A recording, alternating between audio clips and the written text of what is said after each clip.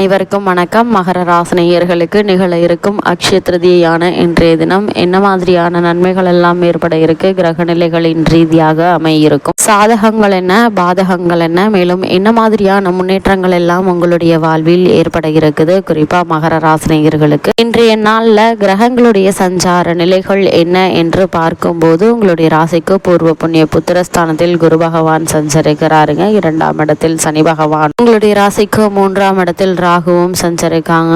9ஆம் இடத்தில் கேது சஞ்சரிக்கிறாரு. அதே போல செவ்வாய் உங்களுடைய ராசிக்கு 3ஆம் இடத்தில் ராகுவோடு இணைந்து சஞ்சரிப்பதால் எண்ணற்ற முன்னேற்றங்கள் நிறைந்து காணப்படக்கூடிய ஒரு தருணமா அமைஞ்சிருக்குதுங்க. முக்கிய மற்றும் முக்கூட்டு கிரகங்கள் என்று சொல்லக்கூடிய சுக்கிரன், சூரியன், புதன் ஆகிய 3 கிரகங்கள் இணைந்து உங்களுடைய ராசிக்கு 4ஆம் இடத்தில் சஞ்சரிப்பதால தொழில், வியாபாரம் மற்றும் உத்தியோக சம்பந்தமான முயற்சிகள்ல வெற்றி கிடைக்க இருக்குதுங்க. காரணமே இல்லாமல் மறுக்கப்பட்டு வந்த பல சலுகைகளை இக்காலகட்டங்களில் நீங்கள் எதிர்பார்க்கலாம் என்பதை கிரக நிலைகள் உறுதி செய்து, சந்திரனை பொறுத்த வரைக்கும் பூர்வ புண்ணிய புத்திரஸ்தானத்தில் குருவோடு இணைந்து சஞ்சரிப்பதால் புத்திர பாக்கிய யோகம் அல்லது சுப நிகழ்ச்சிகள் நடைபெறுவதற்கான யோகம் நிறைந்த ஒரு காலகட்டமா இன்றைய நாள் அமைஞ்சிருக்குதுங்க. அதற்கான முயற்சிகளை இன்றைய நாள்ல நீங்கள் தாராளமாக மேற்கொள்ளலாங்க. குறிப்பா இன்றைய நாள்ல மகர ராசினியர்கள் என்ன செய்ய வேண்டும், என்ன செய்யக்கூடாது, என்ன செய்தால் என்ன மாதிரியான நன்மைகள் எல்லாம் ஏற்படும், இன்றைய நாள்ல எந்த பொருளை வாங்கினால் செல்வம் பெருகும் என்பது குறித்தான முழுமையான பதிவு தான் இந்த வீடியோல நம்ம விரிவா பார்க்க போகிறோம். அதற்கு முன்னாடி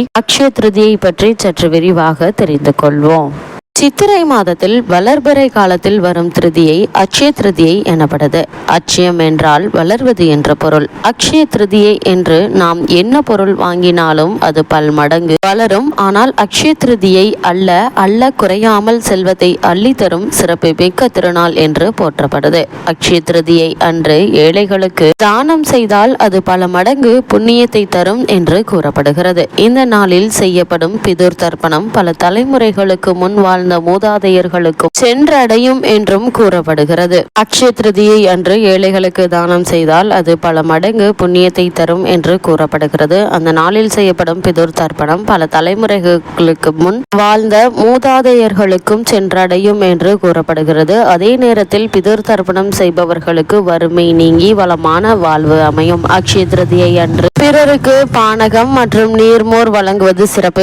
அக்ஷய திருதியை அன்று பிறருக்கு பானகம் மற்றும் நீர்மோர் வழங்குவது சிறப்புங்க. தண்ணீர் தானம் கூட சிறப்பு வாய்ந்ததா அமையுது. இந்த அக்ஷய திருதியை கொண்டாடுவது எவ்வாறு உருவாகியது என்று பார்க்கும்போது, ஒரு சமயம் பாஞ்சாலை நாட்டை சூரியஸ் என்ற மன்னன் ஆண்டு வந்தான். அவனது ஆட்சி காலத்தில் பாஞ்சால நாட்டில் கடும் வறட்சி நிலவியது. மன்னரும் மக்களும் வறட்சியால் கடும் அவதியுற்றனர். அப்போது வேறு நாட்டு மன்னர்கள் பாஞ்சால நாட்டின் மீது போர் தொடுத்து வந்தனர். போரில் வெற்றி பெற்று அவனது நாட்டையும் கைப்பற்ற, ஆனால் மன்னன் பூரிசியஸ் எதிரிகளின் கைகள் சிக்காமல் தனது மனைவியுடன் காட்டுக்குள் சென்று தப்பி ஓடினான். செல்லும் வழியில் சில முனிவர்களை சந்தித்தான். தனது குறைகளை அவர்களிடம் முறையிட்டான். தனது நிலைமைக்கு காரணம் வேண்டி நின்றான். முனிவர்களும் தனது ஞான திருஷ்டி மூலம் அவனது நிலைமைக்கான காரணத்தை கண்டறிந்தனர். மன்னனை நோக்கி, நீ பூர்வ ஜென்மத்தில் கொள்ளைக்காரனாக இருந்து பிறரை வழிமறித்து அவர்கள் பொருளை எல்லாம் அபகரித்து கொண்டாய். நீ செய்த அந்த பாவங்கள் காரணமாக உனக்கு இந்த நிலை ஏற்பட்டு இருக்கிறது. நீ செய்த அந்த பாவங்களின் காரணமாக உனக்கு இந்த நிலை ஏற்பட்டு இருக்கிறது. அதற்கு மன்னன், அப்படியானால் நான் எவ்வாறு அரசனாக ஆனேன் என்று கேட்டான். அதற்கு அவர்கள், நீ கொள்ளை அடித்த அதே சமயத்தில் தெரிந்தோ தெரியாமலோ ஒரு அந்தணருக்கு தண்ணீர் அளித்து உதவினாய். நீ தெரிந்தோ தெரியாமலோ தண்ணீர் அளித்து உதவியதன் காரணமாகத்தான் நீ அரசனாக பிறந்தாய் என்றார். இதை கேட்ட மன்னன் தான் செய்த பாவங்களுக்காக வருந்தினான். அதே சமயத்தில் தான் தண்ணீர் தானம் செய்த ஒரு காரியத்திற்காக அரசனாக பிறவி அளித்த கடவுளை எண்ணி கண்ணீர் விட்டு தொழுதான். பிறகு அந்த மன்னர் அந்த காட்டிலேயே ஸ்ரீமன் நாராயணரை நினைத்து தியானம் செய்து வாழ ஆரம்பித்தார். மேலும் அக்ஷய திருதியை நாளில் வெயிலில் வருபவர்களுக்கு நிழல் கொடுத்தும் குடிநீர் தானம் செய்தும் தொண்டு செய்து வந்தான். மன்னனின் தொண்டை கண்டு ஸ்ரீமன் நாராயணர் அவனுக்கு காட்சியளித்தார். என்ன வரம் வேண்டும் என்று கேட்டார். மன்னன் இறைவனிடம், சுவாமி, நான் அடுத்த பிறவியில் புழுவாய் பிறந்தாலும் உன்னிடம் மாறாத பக்தி கொண்டவனாக இருக்க வேண்டும் என்றான். அதற்கு இறைவனும் அவன் எண்ணியபடியே வரம் கொடுத்தார். பூரியஸ் மன்னனுக்கு மகாவிஷ்ணு தரிசனம் கொடுத்த நாள் அக்ஷய திருதியை எண்ணிக்கையாகும். அவன் செய்த தானத்தின் பலனாக சில நாட்களில் உறவினர்கள் சிலர் உதவியுடன் மீண்டும் ஆட்சியை கைப்பற்றினான். அதன் பிறகு நல்ல முறையில் ஆட்சி செலுத்தினான். புராணங்கள் மற்றும் பண்டைய வரலாற்றின்படி இந்த நாள் பல முக்கியமான சம்பவங்களை குறிக்கிறது. விநாயக பெருமானும் வேதவியாசரும்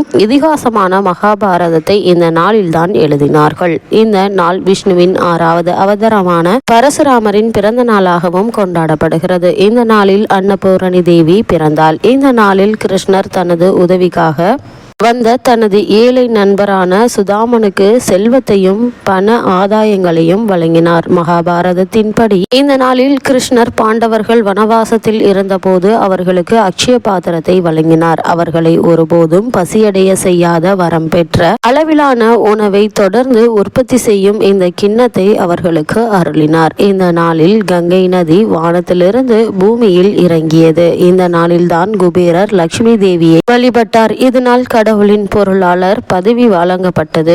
சமண மதத்தில் இந்த நாள் அவர்களின் முதல் கடவுளான ஆதிநாதரை நினைவு கூறும் வகையில் கொண்டாடப்படுகிறது. விஷ்ணு பக்தர்கள் இந்த நாளில் விரதமிருந்து கடவுளை வழிபடுகின்றனர். பின்னர் ஏழைகளுக்கு அரிசி, உப்பு, நெய், காய்கறிகள், பழங்கள், ஆடைகள் வழங்கி தொண்டு செய்யப்படுகிறது. விஷ்ணுவின் அடையாளமான துளசி நீர் சுற்றிலும் தெளிக்கப்படுகிறது. கிழக்கு இந்தியாவில் இந்த நாள் வரவிருக்கும் அறுவடை காலத்திற்கான முதல் உழவு நாளாக தொடங்கப்படுகிறது.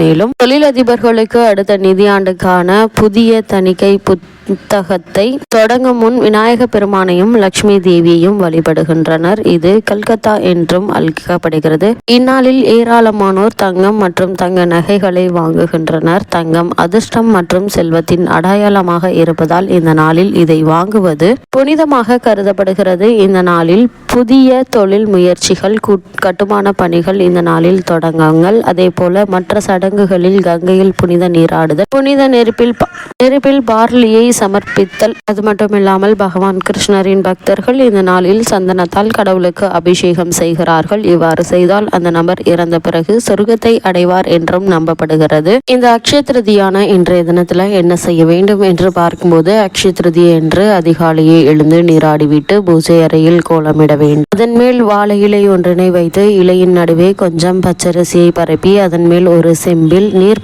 நிரப்பி மாவிலை மஞ்சள் தடவிய தேங்காய் வைத்து கலசமாக்குங்கள். கலசத்தின் அருகே ஒரு படியில் நெல் நிறைத்து வைக்க வேண்டும். அதன் பின் கலசத்திற்கு பொட்டு பூ வைத்து லட்சுமி நாராயணர் படம் இருந்தால் அதற்கும் பொட்டு பூ வைத்து குத்துவிளக்கு ஏற்றி வைக்க வேண்டும். அத்துடன் புதிதாக வாங்கிய பொருளை கலசத்தின் முன்பாக வைக்க வேண்டும். அந்த பொருள் விலை உயர்ந்த பொருளாகத்தான் இருக்க வேண்டும் என்று அவசியமில்லை. இப்படி செய்வதால் லக்ஷ்மி உங்கள் இல்லம் தேடி வருவாள் என்பது நம்பிக்கையாக கூறப்படுகிறது. இன்றைய நாள்ல கோவிலுக்கு செல்வது நல்லதுங்க. அதன் பிறகு முழு முதற் கடவுளான பிள்ளையாரை வணங்க வேண்டும். அப்போது உங்களுக்கு தெரிந்த துதிகளை சொல்லி வணங்குவது மிகவும் சிறப்பு. அன்றைய தினம் மாலையில் அருகிலுள்ள சிவாலயம், பெருமாள் கோவில் சென்று உங்களால் இயன்ற கோவிலுக்கு சென்று தரிசனம் செய்ய வேண்டும். அதன் பின்னர் வீட்டிற்கு வந்து மீண்டும் தீப ஆராதனையை கலசத்துக்கு செய்துவிட்டு கலசத்தினை வடக்கு பக்கமாக நகர்த்தி வைக்க வேண்டும். கலசத்தினை நகர்த்துவது விரதத்தினை நிறைவு செய்து விட்டதாக அர்த்தம். அக்ஷய திருதியை அன்று உணவு உண்ணாமல் விரதம் இருப்பது, எளிய திரவ ஆகாரம் மட்டும் எடுத்துக்கொள்வது என்பது அவரவர் உடல் நலத்தை பொறுத்தது. உண்ணாவிரதம் இருக்க வேண்டும் என்பது அவசியமில்லை. இன்றைய தினத்துல என்ன வாங்க வேண்டும் என்று பார்க்கும்போது தங்கம் மட்டுமே வாங்க வேண்டும் என்றும், தங்கம் வாங்கினால்தான் தங்கும் அது மென்மேலும் பெருகும் என்பதில்லை. அன்றைய தினம் என்ன வாங்கினாலும் அது பல மடங்கு பெருகும் என்பதுதான் நம்பிக்கை. அன்றைய தினம் வாங்கப்படும் எந்த பொருளும் இல்லத்தில் குறைவின்றி நிறைந்திருக்கும் என்பது நம்பிக்கை. எனவேதான் இந்நாளில் தங்கம் வாங்க விரும்புகின்றனர். ஆனால் அவ்வளவு விலை உயர்ந்த பொருட்களை அனைவராலும் வாங்க இயலாது. அதற்காக மனம் தளர வேண்டாம். உப்பு, அரிசி மற்றும் தேவையான ஆடைகள், ஏதாவது ஒரு சிறு பாத்திரம் என எதை வேண்டுமானாலும் வாங்கினால் பெண் பார்ப்பது நிச்சயம் போன்ற சுப காரியங்களை இந்நாளில் செய்வது நல்லது. இன்றைய தினத்துல என்னவெல்லாம் தானம் செய்ய வேண்டும் என்று பார்க்கும்போது, அக்ஷய திருதியை என்று வஸ்திர தானம் செய்வது நல்லது. அன்னதானம் கொடுப்பது சிறப்பு. அத்துடன் அடுத்தவர்கள் பயன்படுத்தக்கூடிய பொருட்களை கொடுக்க வேண்டும். அதனால் அக்ஷய திருதியை அல்ல குறையாமல் புண்ணிய செல்வத்தை அள்ளி தரும் சிறப்புமிக்க திருநாள் என்று நம்பப்படுகிறது. காசாக கொடுக்க கூடாது. அவர்களுடைய தேவை என்னவோ அதை பூர்த்தி செய்யக்கூடிய பொருட்களை வாங்கி கொடுப்பது நல்லது.